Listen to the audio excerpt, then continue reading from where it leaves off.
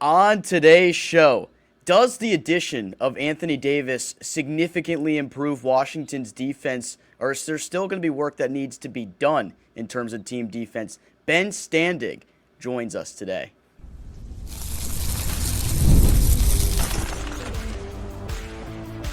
You are Locked On Wizards, your daily Washington Wizards podcast, part of the Locked On Podcast Network. Your team every day. DC family, you are locked on to the Washington Wizards, where you're part of our family. We thank you for making Locked On Wizards your first listen every single day. We're part of the Locked On Podcast Network, where it's your team free and available every single day. We are the #1 sports podcast network in the nation. Today's episode is brought to you by FanDuel. It's the last call for football on FanDuel. If you're a new customer, bet just $5 and get $200 in bonus bets if you win. Alongside the DC sports content creating Savannah Abdullah Ayubi, I'm Ben Strober, and I cover the Washington Wizards for Roundtable IO. And today, the OG is back. The original host of the Locked On Wizards podcast, Ben Standig, joins us for the first time. He writes for his Substack, Last Man Standing. Be sure to check him out there. Check him out on the X app as well, where he covers the Washington Commanders and all things DC sports now. And when a trade with this type of magnitude happens, Ben, it's only fitting that we bring you back on the show here, where you once started this whole thing.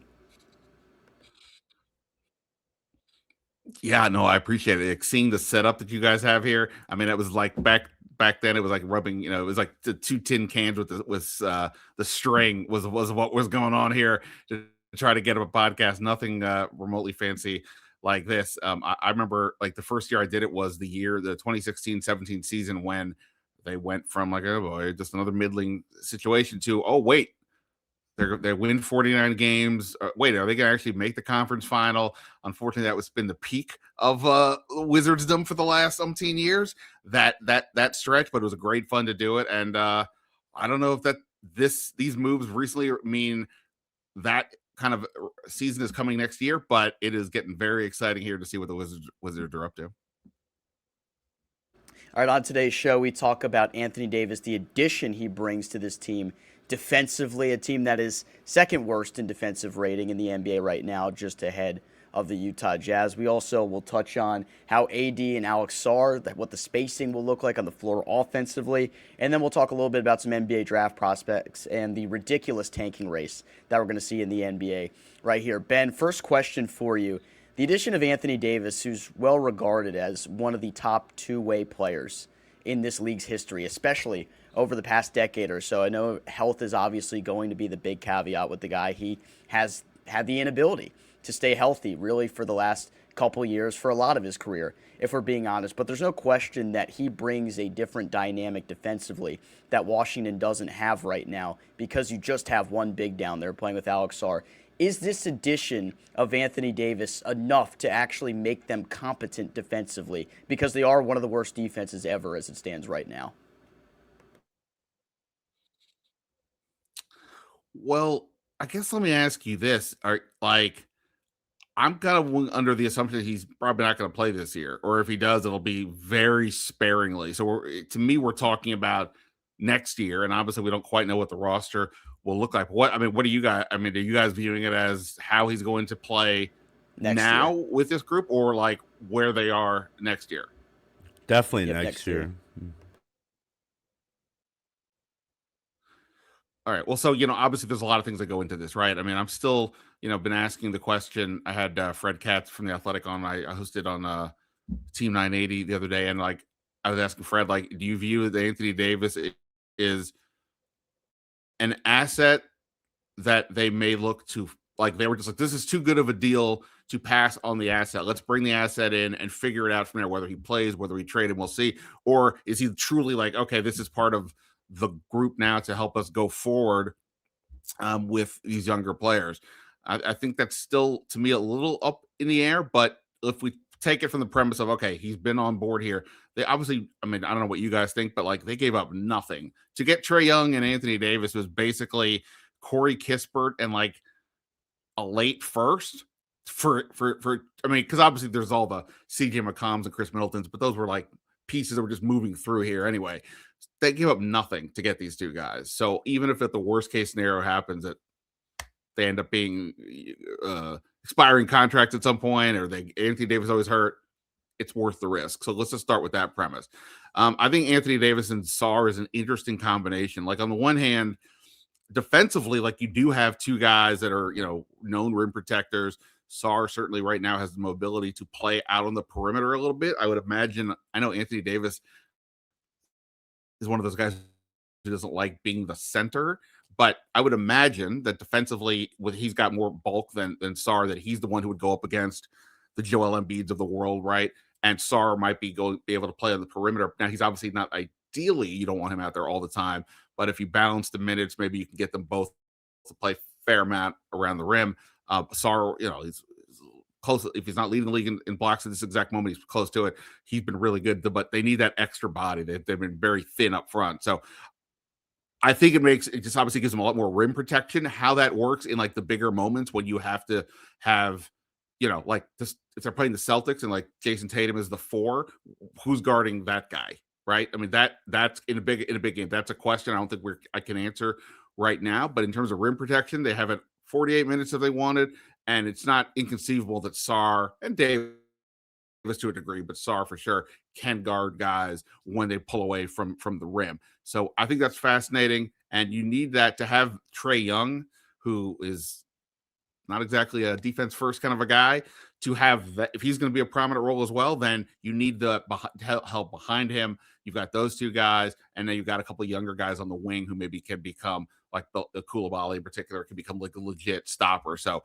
I think it helps, but I need to see ultimately how does it work in terms of those two guys. Can Sarr play enough at the 4 outside defensively to work, or is he going to be exposed a little bit too much guarding the Jason Tatums of the world? Yeah, I like that you brought up the price, Ben, because it kind of reminds me of the Trey Young trade where you're really buying low on an asset that was an all NBA caliber player. Just your thoughts. I know you brought it up a little bit, but there was the crowd of not wanting to trade for Trey Young because he can't play defense. But now that you have Anthony Davis and now that you have Keyshawn George, Bilal Koulibaly on the wing, next year defensively, this team no way should bottom out at the 3, right?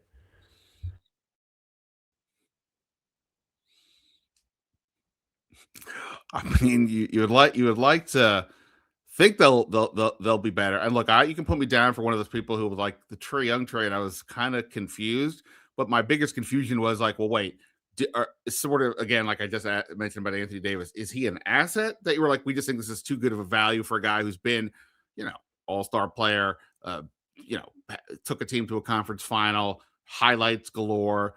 I don't necessarily know that he's been a winning player in terms of what we've seen the version of him to this point. And that's where my question is. Typically short point guards who don't defend and are ball dominant, not what I'm looking for in my plan to build a team. So that part's not as exciting. But now with Anthony Davis, it's like, wait, okay. So it looks like at a minimum, they've got assets. And if they do have to play together, hopefully, Anthony Davis, when he's healthy, which is obviously the big if, is still one of the 15 or so best players. Trey Young, it feels like his value has dropped a lot. The question is, does he get humbled by what just happened with him, where his team that he's been with all his career was kind of like, we just need to move on. Like, then they, no disrespect to Corey Kispert or McCollum, but if you're trading Trey Young and not getting multiple first round picks and, truly young guys to step in, and clearly something went wrong. So maybe he gets humbled and that leads to him trying a little bit more defensively or leaning in more, being a facilitator because you have an Anthony Davis, because you have Sarr, Trey Johnson, obviously, looks like a big time shooter. If he can lean into that more, then I think that can help everything, including defensively. If he's just out there being ball dominant and I know he gets a lot of assists, but that's not always the same as like moving the ball. And, if he does that, then everybody else around him will also feel more invested in the whole team concept. That's going to help the defense as well. So it's a fascinating combination that I can't believe is here. It's only a month ago that Trey Young and Anthony Davis will be on the Wizards, and they kept all their young players and all their draft picks. I'd be like, wait, what? I mean, I know they traded a few away, but in terms of like the ones that were really their picks, I'm like, wait, what? How did this happen? It's still kind of bonkers that this is where we are. It was definitely completely unexpected, and it speaks volumes to the asset management we've seen from this new front office. They were able to make moves like this to help bolster the roster, at least for next season, and give some of these young guys a chance to play on a more competitive basketball team. You didn't have to sacrifice any of those young assets. So we know that it's going to be a show out there watching Anthony Davis when he's actually on the floor. That's a big if, I know. And then Alex Sarr, those two protecting the rim, playing defense. Is there going to be issues with the spacing offensively? We tackle that next when we come back here on the Locked On Wizards podcast. The season's heating up, and DoorDash has a way to keep fans in their bag the whole way through. Whether you're watching the highlights, the tunnel fits, or just your favorite player, DoorDash makes the entire season more fun. Every player has their bag. With DoorDash, fans have one too. DoorDash keeps your snack stopped, your gear fresh, and your watch party vibes absolutely on point. There are nights when your team stresses you out. Let DoorDash become your post-game therapy. Sometimes you just need that dessert now. Those late-night interviews hit, and suddenly you need those chips at midnight. DoorDash is built exactly for that. If the group chat says pull up, DoorDash makes sure that you are prepared, snacks, cups, and you can even get a phone charger for that friend who's always at 2%, because I know you do have that one friend. From tip-off to overtime, stay in your bag and order on DoorDash. Get snacks, drink, gear, and whatever gets you through the season delivered right to your door. DoorDash, in your bag all season long. New year, new systems. This is the time when a lot of us look at the messier parts of how we run our business and think there has to be a better way, right? And there is. Streamlining your communications is one of the quickest upgrades you can make, and that's why today's episode is brought to you by Quo, spelled Quo, the smarter way to run your business communications. Because when your team is reachable, organized, and communicating in one place, you're not just working cleaner, you're creating more opportunities to connect with customers. I love how simple Quo makes everything, like how your team can call and text from one shared business number, everyone can see the full conversation thread, make replies faster, more personal, and it works right from your phone or computer, so you can even keep your existing number. Also, Quo has smart AI tools that automatically log the calls, summarize conversations, and highlight the next step so details never slip through the cracks. It's no surprise that Quo is the #1 rated business phone system on G2, trusted by more than 90,000 businesses from solo operators to growing teams. Make this the year where no opportunity and no customer slips away. Try Quo for free. Plus, get 20% off your first 6 months when you go to quo.com/LockedOnNBA. That's QUO.com/LockedOnNBA. Quo. No missed calls, no missed customers.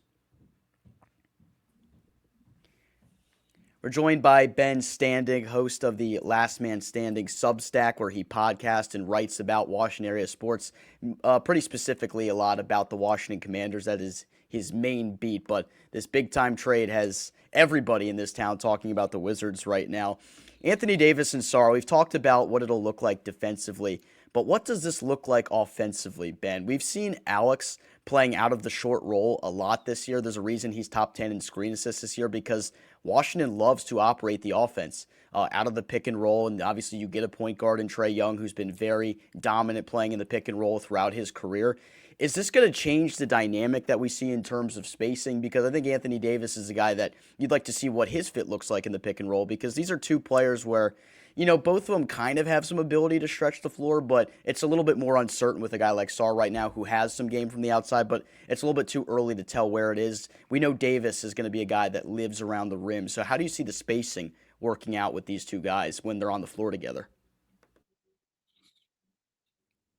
Yeah, I mean, they're two bigs that can shoot the three, but I mean, Davis is like under 30% career, and Sarr, I think, was at like around like 33% at the time we're talking. So that's okay. And he's shown good touch. I mean, I know, like, going back to his infamous summer league where people harped on the game where he misses every shot, and some other. He was obviously lacking a lot of post moves at that point, but he still had a pretty good feel facing the basket. So I don't think it's like a complete liability out there, but obviously to an extent, it's going to be something the teams can exploit, because neither one of them is going to, this isn't Dirk Nowitzki at the perimeter, right? So there's that, but they can find ways to take advantage of it. I mean, Sarr, that's the thing with these kids. We are right now looking at them trying to assess what these unfinished products are going to look like in 2, 3, 4, or 5 years. I don't know that we can say that for sure. We have a sense, but we can't definitively say what's going to happen. I mean, look at like a guy like Brook Lopez, never shot the three, recognized he needed to figure out how to do this to keep his career going. And now he's been one of the better 3-point shooting bigs of his career. So maybe Sarr can develop that some more. Maybe Anthony Davis, if his body continues to break down, maybe there's some sense of, hey, could you work on your three a little bit more to be at least steady out there, so maybe you don't have to bang as much inside. We'll see how that unfolds. In the interim, look, I don't think, like, again, if we're just looking at next year, I don't know that it's going to be an ideal fit. The good thing is obviously you have Trae Young and Trey Johnson, two guys who can obviously shoot from deep. So that's going to be helpful. Keyshawn George, he's got a little more of that slasher game to him, but he obviously is also effective there. So you do have some guys outside that'll help. And, look, here's the thing.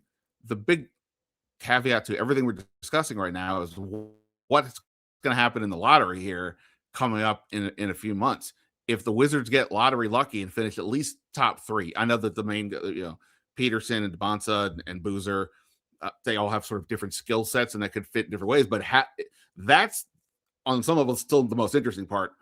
Can they get lucky and get one of these guys? And then how does that player fit in? Because that player will probably be viewed as the next star of this team, the eventual true building block. At least that would be the hope, right? So how does that factor in to all this as well? I mean, like if to say that Anthony Davis, Trae Young, and his potential top 3 pick are coming onto a team next year, that is an insane amount of different pieces to try to guess like how this is all going to work. So again, I think if we're just looking at Sarr and Davis, it's not ideal, but I don't think it's impossible because of the fact that Sarr, we already discussed, can defend.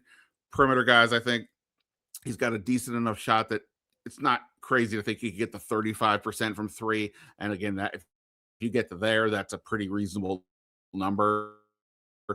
If you have to do pick and pops and things. So, and again, having Trey Young on the pick and roll should be a big upgrade over what they've had. So the upside is pretty significant. How all the pieces fit, it's hard to say, in part because we don't know what all the pieces are going to be. I mean, there's even a world where some of these young kids get moved in the offseason if they think, hey, we really have an opportunity to make a bigger move here. I'm not suggesting that's the case. I think they want Young and Davis to help these young kids become more competitive, more consistent, understand what it takes to win in this league, rather than saying that we're going to now pivot towards vets to be the centerpieces. But at the same time, they're going to draft another guy. There'll be 7 first-round picks in just recent years. And these guys, who knows what this group will look like. So it's a fascinating discussion. You guys will have a lot of fun, no doubt, debating over the rest of this season and the offseason.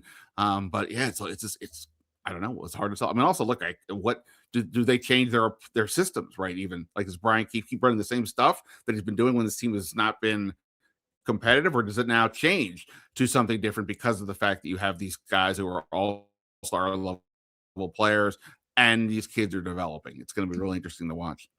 It's funny how we're all talking about tanking, Ben, and once the Wizards acquire AD, it's like, oh, he'll sit out, Trae Young will sit out, and then the next couple of weeks they beat the number 1 seed, the Detroit Pistons. It doesn't make any sense. But going back to AD, we talked about Trae Young, but Trey Johnson, Ben, that's a kid that was a 6th overall pick this past year. How do you see his game evolve around a guy like Anthony Davis?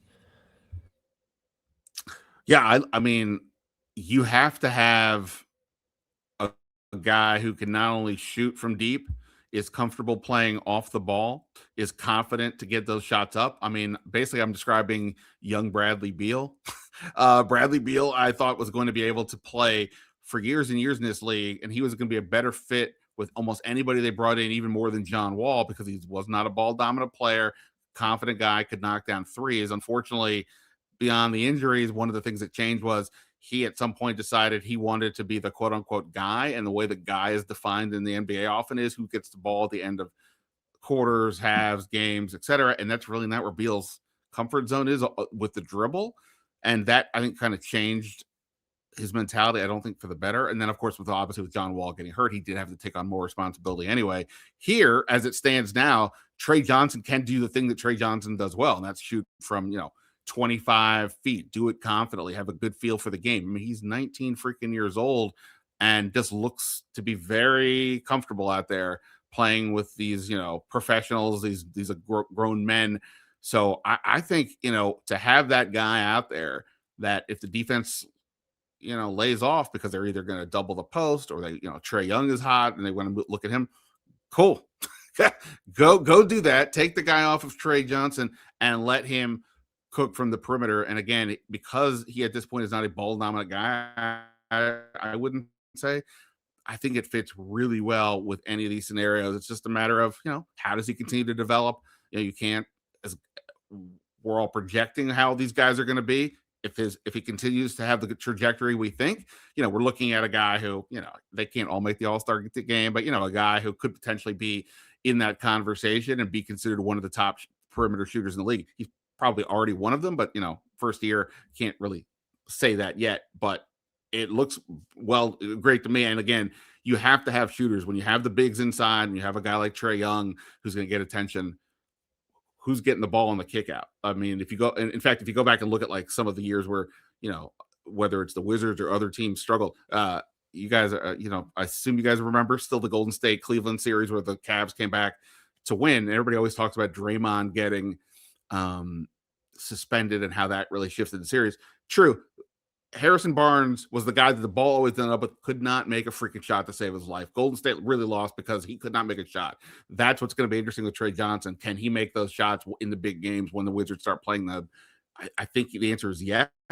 But if he can do that, wow, then this thing's really going to take off because all the other guys, we kind of can see where their parts are going to be. That actually segues us perfectly because one, just to reiterate on your point, like I think Trey Johnson has been exactly what I expected in his rookie season. I guess outside of missing a little bit of time with the hip flexor thing and then the unfortunate Ryan Rollins steps on his ankle in the closeout, so he's been out for the past couple of games. But I think we expected him to be a great three-point shooter in his rookie season, and that's exactly what he's done, and he's maybe even impressed me in some other ways. When we come back, Ben, I'm going to get your thoughts on this team playing a more competitive brand of basketball and what that means for them as the future of this core builds here in D.C. That's when we come back.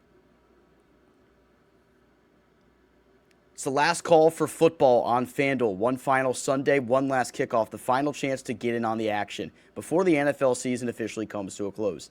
This is Super Bowl 60, and FanDuel is making sure you're right in the middle of it with a special offer just in time for the biggest game of the year. Whether you're backing the favorite Seattle or riding with the underdog New England, building one last same-game parlay, this is the game that everyone's been waiting for. This is where predictions turn into plays, stats turn into storylines, and every snap feels bigger. It's the perfect way to cap off the season and make the Super Bowl even more exciting from kickoff to the final whistle. If you're a new customer, bet just $5, get $200 in bonus bets if you win. Make it count, because after the Super Bowl, the season is over. Last call for football on FanDuel, an official sportsbook partner of Super Bowl 60. Visit FanDuel.com to get started. Ben, the one thing I loved so much about this trade wasn't just because you get Anthony Davis, who is going to be a Hall of Famer. He's on the NBA 75 list. Like, that's awesome. That's all good and fun, but he's clearly a little bit past where he peaked, and we know that, and he's very injury-prone at this point. I was excited about this move, not even just because it was a low-cost move that you get with, like, a pretty high reward here.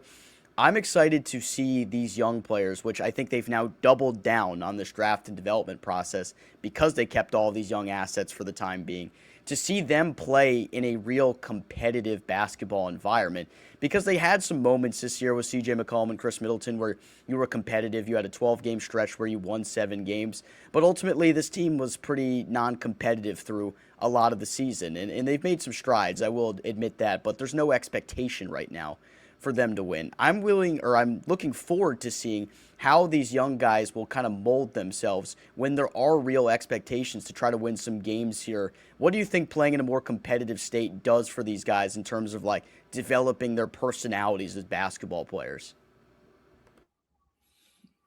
Yeah, when they made the Trey Young deal, I was very perplexed about what the heck was happening. And I think that in part was because I have been covering this team for many years. I was a fan before that and saw ownership over and over and over again being unwilling to see out a long drawn out process like this. Not no pun intended with the Sixers, but just this, staying at the bottom and getting the picks. I mean, it has happened, but eventually they start making moves for, these sort of maybe players past their prime, but they're bigger names in the production of or the help that they really provide. And it became a goal of, hey, we got to make the playoffs. That's where the revenue is and things like that. So when you go for a guy like Trae Young, who to me does not represent winning basketball, I'm like, what's going on here? But sort of digging around a little bit, the sense I got was that, and we'll see if they give him an extension, but that the Wizards are not viewing Trae Young necessarily as the guy to take them to the contender level. He's designed to take these younger guys to the competitive level to help them get up. Now, obviously, I think we all had the same comments or jokes like, hey, CJ McCollum was playing too well. You better get rid of him. You're endangering the top 8 protected thing. And I think there was probably some reasoning to why they did that deal when they did. And obviously the fact that Trey Young hasn't played works out great for that in that regard. And CJ McCollum certainly gives you some of that for sure. But CJ McCollum, as good as he is, has not been necessarily the height of Trey Young. Anthony Davis is even a completely different deal. I mean, you could argue at points in his career, he was the number 1 player in the league. He obviously, won a title. Man, it's a bubble title, but okay. He won a title with the Lakers, and he's been, the Olympic teams. He's, like you said, top 75.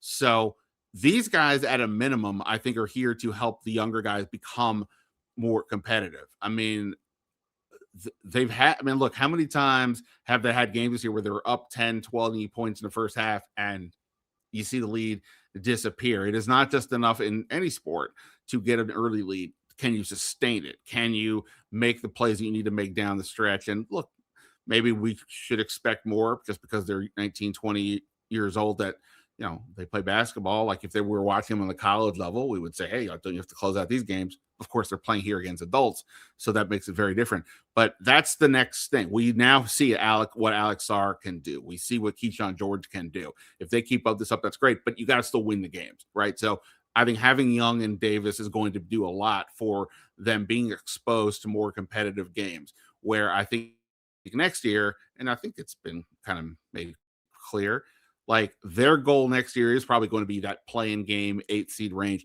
The difference is that's not the end goal. That they're not making moves to get there. This is just the next step on the way to where they really want to get. And I think ultimately Davis and Young are part of that. If they extend them and give them huge deals, then we may have to revisit all of this in terms of like, was it a good trade? But as it stands right now, I think it is a pretty reasonable move to have these guys, to get them on the cheap in terms of the trade assets you moved on. Not that they both make a ton of money. But I think from that perspective, it's a pretty reasonable opportunity. And I think if they don't give these guys massive contract extensions that are without some rationale behind it, then I think it makes a lot of sense to have them here as these guys to help these young players become more competitive. And look, I saw Bobby Marks say, for based on what I don't know, that he sees them as the 6th seed in the East next year. I mean, we know the East is down. Obviously, Indiana will get better. If Giannis is gone from Milwaukee, then that's another team that will definitely not be in the mix. Maybe it does happen, and I don't think that's a bad thing at all. At some point, you have to start trying to win to get that, to develop that that understanding what it takes to do it, and having guys who've been there like Davis and Young, I think goes a long way towards that.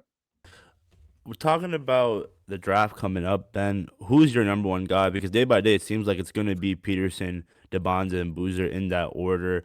If it is Darren Peterson, how do you think that fit would be with Trae Young and Trey Johnson? To be super honest, like you guys, I'm sure have watched way more of those guys than I have at this point, between covering the Commanders and then just whole, the coaching changes. I just have not had the patience to sit down a ton. But I did see DeBonta earlier in the year where I forget which game it was, but he had like a monster second half in a game. And, you see the highlights, and all these guys are really interesting, right? I mean, Peterson is basically the go-to scorer of this group. Maybe he's not as well-rounded as DeBonta. And I don't quite know what to make of Boozer just yet, but I think all of these guys are really, really interesting. I don't know how I don't honestly know how they all fit, because I know Peterson and Trey Johnson aren't necessarily the same guy, but they're both kind of playing the 2. And does Boozer come in? How does that work with Keyshawn? DeBonza, if he's playing that 3-4 to some degree, what does that mean if we're talking about Sarr and Davis together? I don't know, but it is a great problem to have should they get lucky. And by the way, I thought, I assume you guys, saw the trade protections on that Indiana trade for Zubac. Bizarre. I don't recall ever seeing top 4 protected and then protections are off until the 10th pick all the way to the end of the first round. So basically the Clippers can get the 5, 6, 7, or 8 or 9 pick and they get it, which means they would have the quote unquote, Indiana would have to have the bad luck that the Wizards had last year, dropping out, we think, of the top few to get there. But it also showed that the top 4 protection, it wasn't top 3, it was top 4. And that Indiana is probably saying, hey, we think, right, Wilson, I assume from Carolina, is for them at least part of that conversation. And so they wanted to protect all that. So I think that does also help sort of at least a little bit give us some insight into how another NBA team views the top of this. It's not just the top 3, it's the top 4. And I guess for some people, maybe it'll evolve to a top 5 or 6 when it's all said and done. But, I think there's still a clear hierarchy. So it'll be fascinating. And I don't know, maybe I'm just getting, maybe I've had drank too much Kool-Aid over the last week or so here, the last few days with this Davis trade that I'm like, oh boy, things are coming up all Wizards. I mean, to hear all the national conversations, whether it's, again, Bobby Marks or Bill Simmons or whoever, praising, and Zach Lowe praising the Wizards for their, and not just because they won a game, but for like their management is just bonkers. So it's, optimistic times here, I would have to say.